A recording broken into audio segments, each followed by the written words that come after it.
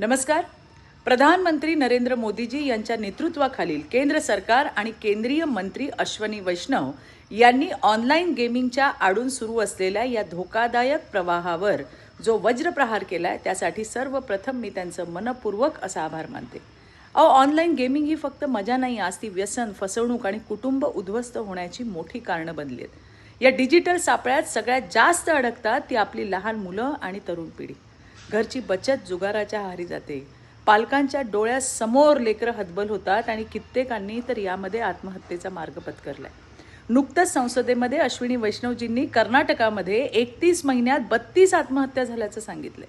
हे आकडे फक्त आकडे नाहीत, ही कुटुंब उद्ध्वस्त झाली आहेत. गाझियाबादमध्ये ऑनलाईन गेमिंगच्या माध्यमातून धर्मांतर आणि जिहादी विचारसरणी पसरवली जात असल्याचं सत्य आता उघड झालंय.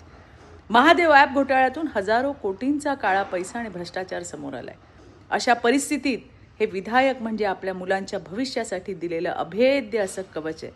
यात मनी गेम्सवर पूर्ण बंदी, कठोर दंड, आर्थिक व्यवहारांवर नियंत्रण आणि मुलांचं रक्षण करण्यासाठी स्वतंत्र प्राधिकरण या सर्व तरतुदींमुळे आपल्या समाजात मोठा बदल घडणार आहे.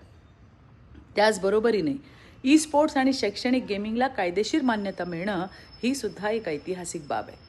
कौशल्य, स्पर्धात्मकता आणि ज्ञान वाढवणाऱ्या खेळांना प्रोत्साहन देताना आयुष्याचा खेळ खंडोबा करणाऱ्या मनी गेम्सवरती कठोर कारवाई म्हणजेच मोदी सरकारने केलेला वज्रप्रहार आहे.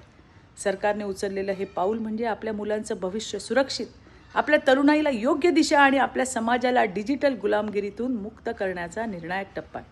मी पुन्हा एकदा केंद्र सरकारचे आणि मंत्री अश्विनी वैष्णवजी यांचा आभार मानते की त्यांनी देशाच्या घराघरातील आई वडिलांच्या काळजाचा आवाज ऐकलाय आणि एक निर्णायक पाऊल उचललंय.